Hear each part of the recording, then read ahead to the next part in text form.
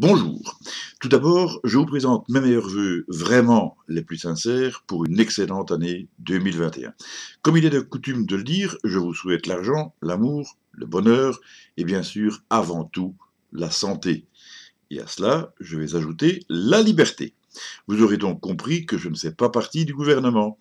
Je n'ai pas non plus de boule de cristal qui me permette de savoir avec certitude ce que nous réserve l'avenir. Mais une chose me paraît certaine, c'est que si nous laissons passer le présent sans tenter de modifier notre avenir, alors considérez que notre avenir est déjà du passé. Moi, j'aimerais bien ne pas me passer de mon avenir. C'est pour ça que je suis présent. Générique.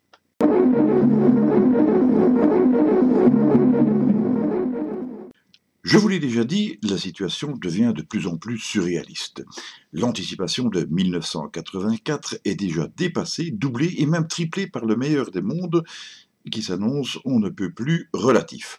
L'un des points positifs à ce sujet présente un paradoxe, car désormais, certains médias mainstream anticipent même sur les propos dits complotistes en utilisant leurs propres arguments. Ainsi, dernièrement, les infos de Belgique faisaient état d'une remontée des chiffres de la pandémie tout en signalant, en guise de lien de cause à effet, que le nombre de tests avait lui aussi augmenté. Alors, selon la période à laquelle on se réfère, on peut même dire qu'il a doublé. Fort heureusement, le nombre de décès reste à la baisse, même si cette diminution demeure toujours trop faible. Mais à propos du nombre de décès dus au Covid, je ne sais pas si vous l'avez remarqué, mais la Belgique, qui disposait déjà du record mondial en la matière, proportionnellement à la population du pays bien entendu, vient de réaliser un exploit sans précédent. En effet, les médias l'ont annoncé, la Belgique a dépassé le seuil des 20 000 morts, ce qui génère évidemment un certain choc psychologique, que l'on peut également interpréter comme un argument pro-vaccin. Sauf que vous pouvez le vérifier si, comme moi, vous disposez de toutes les archives, eh bien, c'est la deuxième fois que nous dépassons ce seuil des 20 000 morts. Alors, comment se fait-ce? On n'a pourtant pas perdu des morts en cours de route. Personne n'est ressuscité. Alors, eh bien, souvenez-vous de ce qu'avançait M. Bernard Rentier, virologue et ex-recteur de l'Université de Liège, à savoir que le décompte de Cienzano devait probablement être revu à la baisse à raison d'environ 3600 unités parce que, en fait, ces personnes n'étaient pas décédées du Covid, mais plus vraisemblablement avec le Covid. Cependant, jusqu'ici, le décompte n'avait pas été fait. Durant des semaines et des semaines, on en est resté au même chiffre sous prétexte acceptable, que le nombre exact était difficile à déterminer. Eh bien, on y est arrivé. Nous avons donc pu bénéficier une deuxième fois de ce choc psychologique alors que la campagne vaccinale débutait. À propos de mort, vous voyez comme Lazare fait bien les choses. Au niveau des informations factuelles et inattaquables des médias mainstream, j'ai relevé celle qui suit sur Bel RTL en date du 8 janvier. Et donc, c'est vrai, la situation a pu évoluer entre-temps. Elle disait ceci.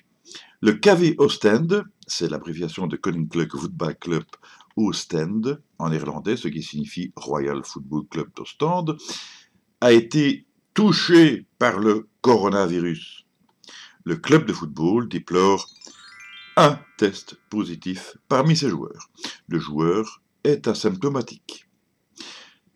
Donc nous avons là une information intéressante pour les côtiers qui concerne donc un 11 millionième de la population. Cela dit, bien sûr, je souhaite le meilleur à François Marquet, qui pour la circonstance ne marquera effectivement plus pendant sa période de quarantaine.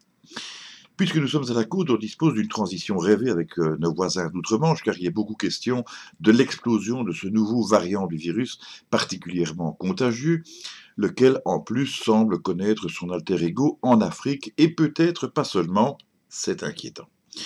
Cela me permet de remarquer que les deux pays qui ont commencé leur campagne vaccinale en premier lieu, à savoir Israël et l'Angleterre, sont aussi deux pays qui doivent à présent se reconfiner dardard. Mais peut-être n'existe-t-il aucun lien de cause à effet, et je ne le prétendrai pas non plus. Je me limite au factuel. Toutefois, cela ne manque pas de piquant que de recevoir une injection, et puis dardard... Enfin, bon, soit. Ah, ça me fait penser aussi que l'émission Les Grosses Têtes de RTL a mis en garde ses auditeurs sur le fait qu'il n'était plus indiqué de tousser ou d'éternuer dans son coude. En effet, si le virus traverse la Manche, on a un problème. Parmi les informations So British, j'en ai relevé une qui vaut son pesant d'or. Il s'agit ni plus ni moins que des dispositions restrictives suggérées en matière de relations sexuelles. Alors pour vous raconter cela, je vous laisse en compagnie de Ricardo et de sa courte vidéo que vous trouverez ci-dessus en suggestion. C'est en tout cas une parfaite illustration de la déliquescence de l'aspect intellectuel au profit du travail manuel, mais sans doute s'agit-il aussi d'un argument pro-vaccin. Alors pour les amateurs du genre, je vais terminer par quelques pirouettes linguistiques, pas piquées des verres, et inattaquables sur le plan juridique. Bon, il va falloir les capter, hein, donc accrochez-vous. Alors, si vous n'aimez pas le sport cérébral, vous pouvez zapper. Salut! Bon, si vous êtes toujours là, on y va. Alors, rassurez-vous, je ne vous parlerai pas de politique américaine. D'abord parce que la politique et moi, ça fait deux. Deuxièmement parce que d'autres l'ont déjà fait et beaucoup mieux que moi. Tertio parce que je ne peux pas dire comment les choses se termineront. Alors ici, il ne s'agit pas de langage codé, aussi peu. Sachez seulement que je parle ici à la belge et avec les verbes pouvoir et savoir, il y a parfois des différences avec l'interprétation franco-française.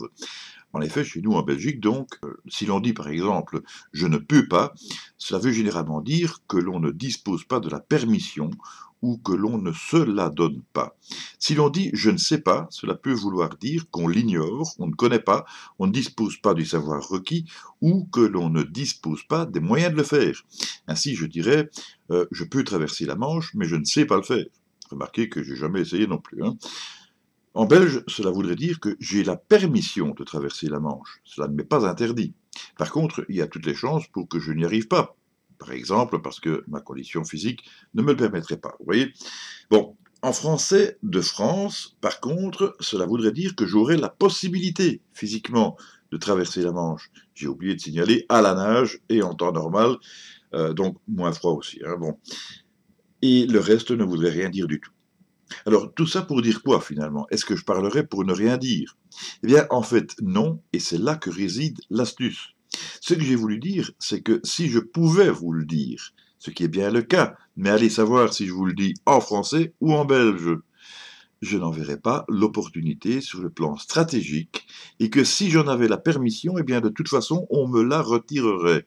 Il vaut donc mieux que je me taise, et rarement le fait de ne rien dire aura été aussi révélateur. Tout ceci n'empêche pas qu'en dehors de la politique américaine, certains discours officiels m'horripilent. Que voulez-vous que j'y fasse?